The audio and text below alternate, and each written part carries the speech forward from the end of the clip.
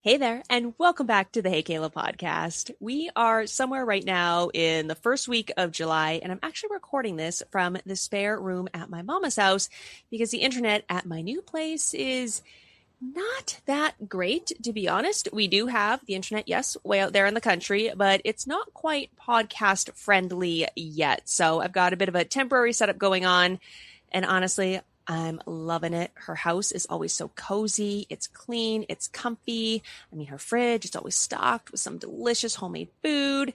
And she's only about 10 minutes up the road from me, which has been one of the biggest positives to moving out to this neck of the woods. I love having myself so close to my mama and my mama so close to me. And it's kind of nice having this little satellite studio vibe for now. I feel like I'm at one of those co-working spaces. But again, I can truly be myself here, make myself at home literally, and raid the fridge whenever I want. But like I said, we're in early July. It's somewhere around the Wednesday or Thursday off of that weird Canada Day weekend, right? It's kind of a long weekend for some, not a long weekend for others. It's been the most wild June for me. So I'm 100% one of those people that's like, I fully have no idea what day it is. And if you've been following along, I've had a few scattered episodes here and there. I've had a Substack blog post here and there, some Instagram posts and updates. You might know that I moved. Dun, dun. And this is something that has been in the works for a really long time, let me tell you. It was November of 2024, when I got this nudge. I got like this intuitive hit, like an intuitive download, like whatever you want to call it. I was journaling one Sunday morning and I just stopped. Something hit me and I just grabbed my phone and I called my mom right away and just said, like, I'm ready to move. Like, I'm ready to move back out to the country. Like, I'm done here. And it's not because my house was bad. Bonita, I love her. She was my dream home. She was a great house. It had been my dream home. Like way back in 2018, I actually manifested her. Like I wrote a journal entry, of course, I'm big on journaling, everything that I wanted my dream house to have. And Bonita was it. Like I loved her. I still love her to this day.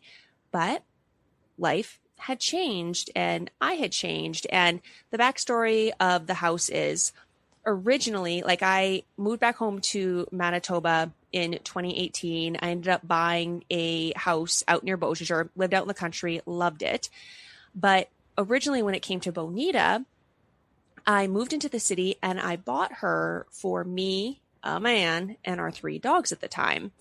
And life being life, it didn't work out and he never actually moved in. So for the past 3 years, it was just me and my dog living in this big old house that slowly stopped feeling like mine. And honestly, as much as I love her, I don't know if she ever truly felt like mine because again, at the time I had bought it for us, for me and somebody else. So it was a house that, yes, I had journaled about it and manifested it, but I had also in that manifestation had a partner and multiple dogs.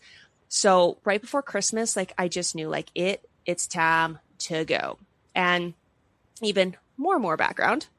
I am a country girl, 100%, born and raised on a farm. Well, I was born and raised the first few years in Selkirk, but moved out to the farm when I was still a little baby, born and raised out there with my grandparents, with my mama, with my dad. It's where I feel most like myself, like my heart is out in the country. And I liked, again, living in Bonita. It was super close to my speaking gigs, my coaching gigs, all my clients, all of the things, restaurants, downtown, the arena for when I host Jets and Moose games. It had a ton of perks. I was close to my girlfriends, all of that. But I really wanted space and I really wanted my own land. And when I mean land, I mean like acres. Like I wanted my own acreage. I want the quiet. I want space to hear myself again. And now I have just under 10 of the most beautiful acres you have ever seen to call my very own. Like I can't. I can and I am, but like I can't sometimes. Like I'm just so in awe of everything that happened because this is not just any home. This house, this is my mama's old house. And it's been in our family for a very long time now. And my brother cared for it and looked after it. And now she is mine. And I can tell you with complete honesty, like everything is completely honest, I have cried happy tears every single freaking day for the past month and a half. I'll probably gonna crying during this episode. Like the only thing that's keeping me from crying right now is the fact that it's like so darn hot that I feel like all the water in my body, it's like 35, worse than 35 right now, I think, with the humidity. All the water in my body is just coming out in sweat. So I actually don't think there's any moisture to cry out of my eyeballs anymore. So that's the only thing that's saving me right now. But that's what I figured this episode would be. Just, cozy little catch up. It's not going to be a masterclass. I don't want to give you a list of takeaways, although yes, I have learned a shit ton over this last last 3 years, but last month and a half of moving and resettling. But I just thought, you and I just have a little bit of an update, because my home, like, it's always been my everything. If you've been here for a minute, like, my house, it's my gym, my restaurant, my library. My bestie told me once, like, if you have 1,000 books, you officially have a library. I got a full library. It's my workplace, my safe place, my online shop. It's where I garden, everything, right? And now I've got 10 whole acres to tend to, and I'm dreaming about the garden that I'm going to be planting next spring. I'm busy doing things like ripping out weeds. I'm digging out the flower beds. I love my brother so much, and this is no shade to him, but over his time of caring for the property, the weeds got them flower beds real bad. So I'm going to be reclaiming those flower beds, and I'm just restoring this place to its wild, beautiful farmhouse glory. And while that is definitely so exciting, I am exhausted every day. The manual labor of being on an acreage is unreal. I definitely forgot what it was like to be out here and to work the land. But I'm also rebuilding things that I used to love. So my mornings have always pretty much started the same. Get up early, go for a walk, journal, da-da-da-da-da. But now, because there's no curtains on the windows, I wake up super early, literally wake up with the sun, like a good country girl should. I take these beautiful long walks on gravel roads with the dog. I enjoy coffee on my porch where I hear wind and the birds and crickets, right? I'm not hearing traffic. I'm not hearing anything like that. I'm hearing nature. And I'm getting back to books that I freaking love. And these aren't books that I'm reading for learning. I still have those, yes. But these are books that I'm reading just for joy. I'm talking my Nora Roberts, my Alice Hoffman, my Luann Rice, like my girls, my favorite writers. I'm reading about witches. I'm reading about family drama. I love them. And I'm reading it just because it makes me happy. And that's what my fave self is doing. So I'm slowing down, even though I've been busy as heck. I am slowing down a lot, and it's all on purpose. And another thing that I'm bringing in, and I think this is so funny, I also always have watermelon in my fridge at all times now. Because when I was little, well, actually my whole life, even now, I bet you if I walk over and open the fridge right now, my mom has got some cut up watermelon in the fridge. She always had a big tub of watermelon cut up during the summer. Love it. I absolutely love it. Lunch, breakfast, throughout the day, snacks while I'm working. So now I go to Co-op every week and I grab myself a watermelon. Corn on the cob, that's another constant she always had. So that's what I'm incorporating every week as well. I even went and found some old hummingbird feeders out on the property and, borrowed some sugar from my mom and some food coloring, and I mixed up the food and I hung them outside. And now I just sit and I watch them feed. And it just fills my whole heart. And that takes me back to being a really little kid on the original farm, like my grandparents' farm. My Gigi would always sit at the big picture windows and he would play solitaire and he would watch the hummingbirds eat. And my Bob and my Gigi are no longer with us. So this is just such a moment. Like when I saw the first hummingbird come back, I cried. Of course, I've been crying like nonstop. But I cried that they were still there, that they were still around, and that I could feed them and I could care for them while they were here for the summer. It's been really emotional in such a good way. And emotional butterflies all the time are landing right on the porch beside us. And I cry because I'm just so freaking happy. And my family, we've always believed, as lots of people do, that butterflies are your loved ones who are no longer with us visiting you. And when I see the butterflies and when I see the hummingbirds and when the dog and I are just sitting on the porch, it's everything I have ever wanted. So even like these silly, not that those are silly little things, but the next thing I'm going to say is the silly little things make me feel freaking incredible. So I bought a jerry can, my first one for real, on my own, to fill up the lawn tractor. I inherited a lawn tractor along with the property, named her Jess, by the way. Absolutely love her. She's a boss girl. We have cut some really tall weeds out in the back that we probably had no business being out there, but she's a champ. She pulled through. So walked into the garage, and there's a ton of jerry cans that I looked over from my brother and my mom and family throughout the years, but I didn't know what really was in any of them. My brother has like motorcycles and these sports cars and all these things like that. So I don't actually know what's in them. I didn't want to mess with that. So took myself into town to the local Home Hardware, and I bought a jerry can and filled it up all on my own and filled up Jess. And it sounds so silly, but like I was so stinking proud. Like I felt so independent, and I have such a great family.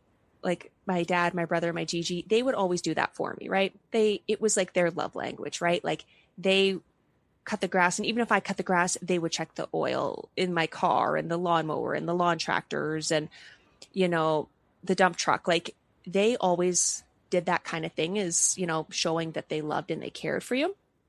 It's just such a country thing. And being able to do it for myself now, oh, it was like a high like no other. Like if I would have won the lottery that day, I wouldn't have been happier than I was going to Home Hardware and then the Co-op gas bar and getting gas for Jess. It was a day. It was a day I'm not going to forget anytime soon. And I guess on the inside of the house, like I'm not fully unpacked, not even close. Still sleeping on the couch, which isn't great. It's getting real old real quick. Let me tell you, my back is killing me. I'm still hunting down my jewelry and makeup. Don't know where they went. They got to be there somewhere. I haven't worn pants with a waistband in a month, like everything's stretch pants. The last thing I did where I actually got dressed up or done up or did any sort of hair, jewelry, makeup, whatever went out the door was June 4th when I emceed the Spirit of Winnipeg Awards. So it's been about a month now that I have just been au naturel. And I'm telling you this because I've never felt more like me, like fully. And this is a way that I haven't felt in a long, long time. And I know that fall, it's going to bring its own pace, right? Events will start to pick up again. We're summer holidays right now. Kids are off school. People are out at the lake. But I know events will pick up again in September. Hockey season, Jets preseason will start up, gig stages, all of that. But for now, like I'm just soaking this up. All the quiet, being on my own, that morning light through the trees. Like the property has so many poplar trees.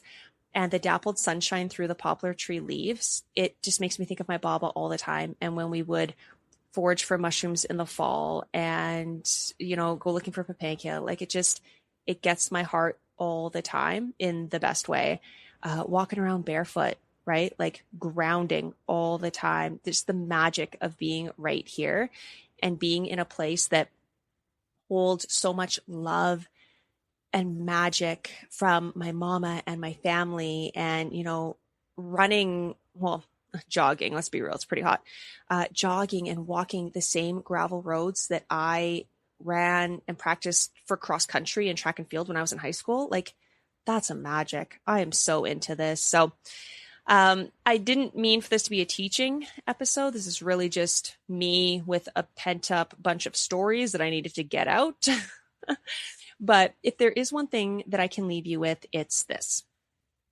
If your fave self, your soul, your intuition is nudging you towards a move or a shift or a change, what is it and what's stopping you? Because for me, holding back and staying in Bonita would have been very easy. It definitely would have been the easier path of least resistance, right? I was fully set up. I was close to everything. Everything was fine. Like it was good. It was actually great. Everything was great. Nothing was wrong. But decluttering the entire house, which I share those stories on my Substack blog, decluttering my whole house and, interviewing realtors and finding the right one and finishing up the renovations I had started throughout that old character home and, restoring her to a place where she could be listed, right? Keeping her really clean, especially if you're somebody like me who works from home and you have a dog. It's not the easiest thing to keep a house spick and span and then leave 2 or 3 times a day for showings. And if you're somebody like me who's very sensitive to other people's energy and is a total introvert, having strangers walk through your house, Let me tell you, that was the most uncomfortable thing of all. Like, I tried not to sage every day. Like, I really tried to keep myself in check because I didn't want the smells to be lingering around the house. But it is hella uncomfortable to have strangers walking through your house. That, no, was not for me. Um, so I chose the path that was most difficult, but I had to go through the discomfort to get to where I wanted to be. And I cannot tell you how happy and grateful I am to myself for doing this. And yes, I had lots of support along the way, and my mama and my realtor and my family and my uncle and aunt who helped me move. Like, everybody has just been the absolute best. But I had to make that decision for myself. And it was the tougher decision, but it turned out to be the right decision and the best decision. So I don't want you to beat yourself up if you want to do something and you haven't done it yet. Like, if the timing hasn't been right yet, that's fine. Everything in divine timing. But also, I don't want you to keep pushing it off and ignoring it forever, especially since this is the summertime. Things are slowing down. Maybe you have more space or more time to think and work things out for yourself. And I'm not saying you have to move out to the middle of nowhere like I did. Absolutely not. But if you know in your bones that something you're doing isn't right for you anymore, please honor that knowing. I did. I was, very comfortable in Bonita. She was beautiful. She was convenient. She was familiar. But now I am home, like, in every sense of the way. And I just want everybody to feel as good as I feel right now, even through the hiccups, even through the bumps. And I'm sure there's more to come, right? Like, owning and taking care of 10 acres is not going to be without headaches. I still haven't experienced a full winter out in the country in a long time. Like, it's probably been since I was like 16 was the last time I spent I guess I lived just outside Beausejour, but that was different. I feel like those roads, like, I lived close to 44, and those roads, like, I wasn't driving miles down gravel back roads. I lived pretty close to 44, so it was just a whoop, really quick, and they were provincial highways and provincial roads, so they were always very well cleaned. But I haven't really lived like that kind of rural since I was about 16 through a winter. So I'm sure I've got some tales coming, but I'm up for it. And at the end of the day, it's going to work out, and it's going to be so worth it because this is exactly where I want to be. So I just want everybody to feel as happy as I feel right now. Thank you so much for letting me share this update with you this episode. I'm definitely going to be posting more about the move and the land and the restoration over the next few weeks and probably months and years, because, I mean, this is my home. So if you want to follow along, feel free to subscribe to the podcast. You can also hop on over to my Substack. It is free to subscribe, and it's where I get even cozier, and I'm going to be sharing more personal stories now that I have much more time to write. The writing it's different out here. Like, maybe it's because I feel so aligned or so connected to myself, or maybe because, the internet connection is real slow. So I'm not, streaming or scrolling as often as I was, whatever it is.